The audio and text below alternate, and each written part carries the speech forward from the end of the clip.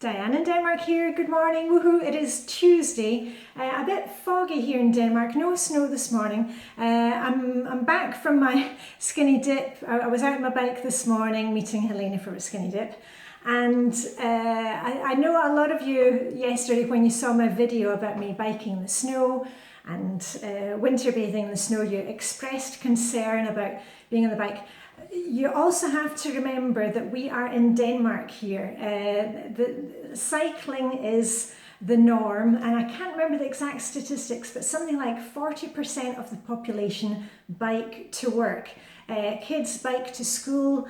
Biking is part of the school curriculum. You know, even from a very early age, the Danes are on bikes.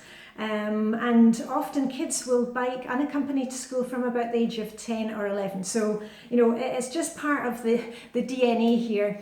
And the Danes, you know, they cope with, you know, the snow and ice.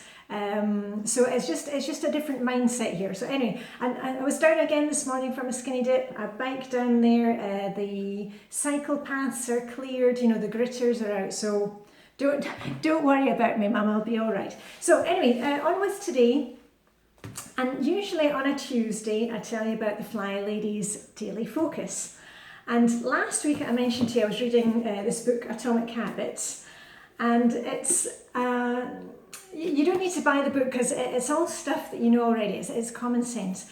But this gives you the science behind why having the Flylady Daily Focus works. Now, if you're new to, you know, the Flylady system, the daily focus, all it is having a set day for doing things. Like, you know, if you're in an office, you know, you've got a set day that, you know, let's just make up some examples of, you know, you do the accounts on a Tuesday, and Wednesday you chase up customers and unpaid bills, and Thursday is filing. And you have set days for doing things. And for your home and for your life, it's the same thing. With the Flylady system, you have the zones, so that we're kind of, you know, getting to all the areas of the house and cleaning them and decluttering them. And also on a weekly basis, we have the daily focus, which can be something like today's plan and play. I'll explain that in a minute. Or Friday is date night, tidy out your handbag, fill up the car with petrol. We've just got set days for doing things, so that on the one hand, you're not going around the whole time thinking, oh, what am I forgetting? What am I supposed to be doing? You've got a plan for it.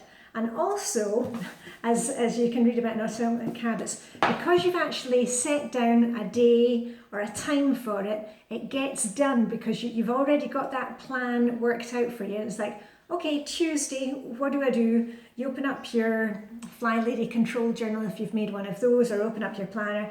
Okay, Tuesday is, you know, plan and play day, desk day, whatever you want to call it.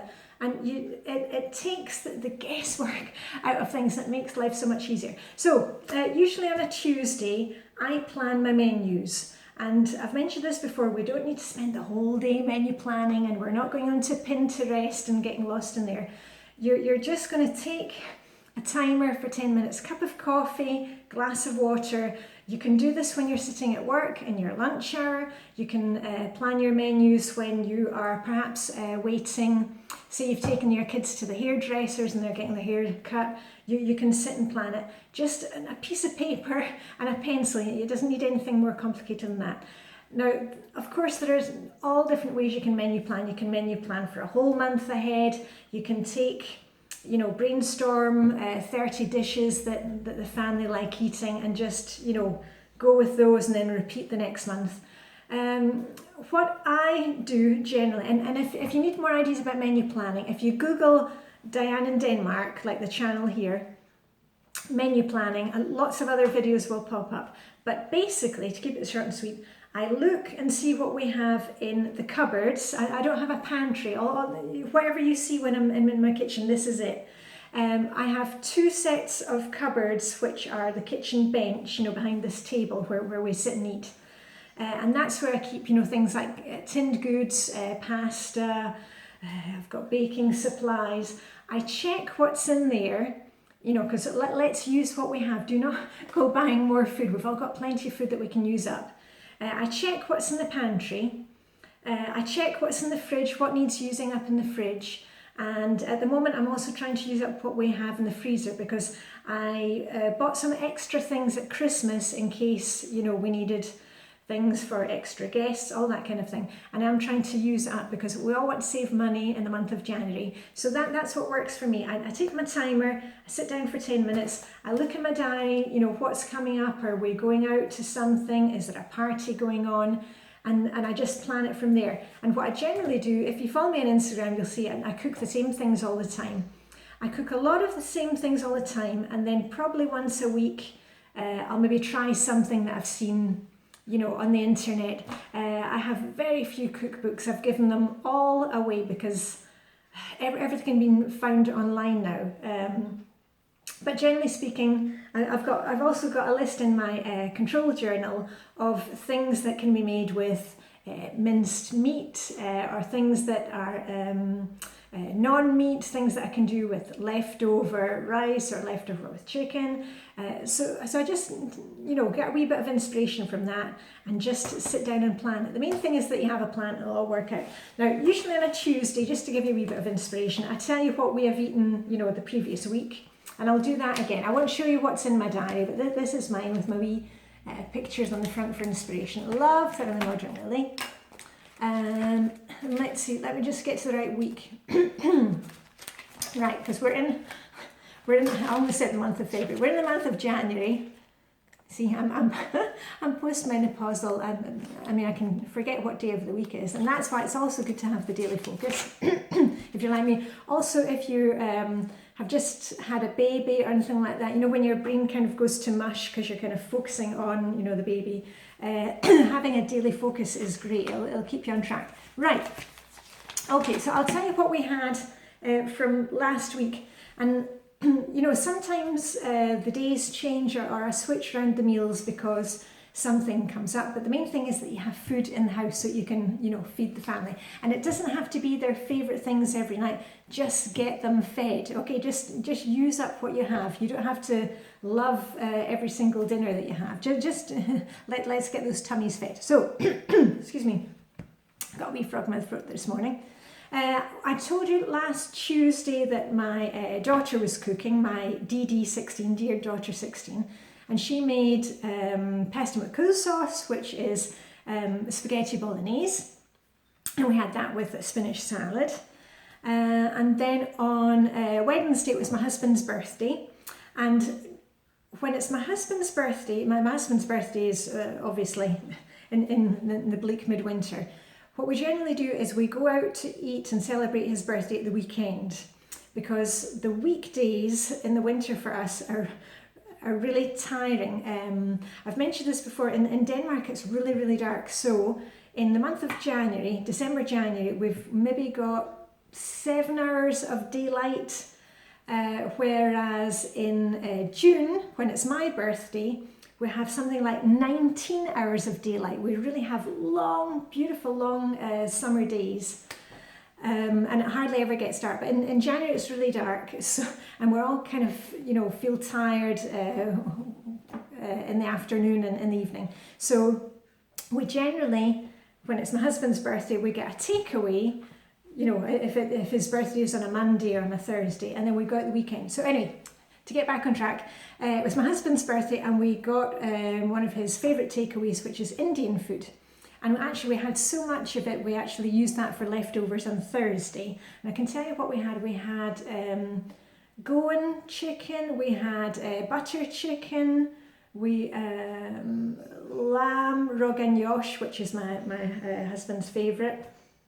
And we had some we had pakora and samosas to start with. So anyway, and on Thursday we had the leftover Indian takeaway, and we also had naan bread. It was very good. And then on Friday, I made something simple, because Friday I was out at the clothes swap party, and I'll be making a video about what I got there. And I made a very easy dish. It's kind of like a twist on shepherd's pie, which is minced lamb, and you fry that up with some garlic and onions. I think I used shallots because I have got quite a lot of shallots to use up. and then you add in a whole block of Philadelphia cheese, which has got herbs through it, and a tin of tomatoes, tinned tomatoes, and you cook that up, and then you put it in a baking dish, a casserole dish, and then you top it with cooked potatoes. It's a great dish if you've got cooked potatoes to use up. Slice up the potatoes, put those on the top, a wee bit of olive oil, and into the oven, and that's what we had. We had that with a spinach salad. We've always got spinach because the lovebirds, they like spinach, so we've always got spinach on hand. And then on Saturday we actually went out for my husband's birthday, and he wanted to go out for ramen, so we went to this tiny Japanese restaurant in the Nørrebro area of Copenhagen. If you've ever been to Nørrebro, very hip area. And it was one of the ramen places where you go in and they've got the machine, the automatic machine where you press the button and the tickets print out and you hand those to the staff, and then they come over with your noodles. So that's what we had. We all had ramen. I think I had the spicy goma ramen. Anyway, it's all very good. And then on Sunday I was using up, and I had got an extra ham for Christmas, so I boiled up the ham, and then I glazed it in the oven afterwards with mustard and brown sugar or honey. That was delicious. And we had it with grønlandkål, which is, if I translate it directly, green long cabbage. It's kind of almost like a kind of kale cabbage. It's very dark and quite tough, but you can buy it ready-made in Denmark. It's all mixed up with cream and a wee bit of sugar. So we had it with that and with potatoes. So that was Sunday. And then Monday, I used up yesterday, I used up the leftover ham. I chopped it up. I made just a white sauce, a simple roux, and made up a white sauce. And I added into it, we had some courgettes, I put that in it, and shallots again. And we have a lot of shallots. That's shallot. And then I topped it with some puff pastry, because I'm Scottish and we love pies in Scotland. I think it's in my genes. And we had that with a simple salad. So that was what we had last week. And I already know tonight what we're having, because my daughter and I, we are out to a meeting tonight. My daughter, my DD 16, she is going off for the summer to Tokyo for 3 weeks to learn Japanese and Japanese culture. It's like a school trip. It's not through her school. It's through the same company we used when my son did a year of American high school. So she really wants to go to Japan for the summer, so she's going off to Japan for that. And we're going to a meeting tonight, which is an information meeting about the trip, and they're laying on free pizza. So I know what I'm having tonight. I'm having free pizza at the meeting. And I already know tomorrow we're having breakfast for dinner, because it's been a long time since we've had breakfast for dinner. And breakfast for dinner, it can be anything you like. Sometimes we have pancakes, sometimes we make up waffles, and we have it with sausages, or we have it with bacon, some orange juice to drink, and then we have scrambled eggs or fried eggs. So it's always a family favourite, breakfast for dinner. Anyway, I'm going to stop it there because I've got things to get on with. I hope you have a fantastic day. Remember, just use these daily focus things to lighten your load. Doing the daily focus is not extra work. When you start doing the menu planning or looking ahead to what's in the diary, you're not left with that kind of panicky feeling of being out of control.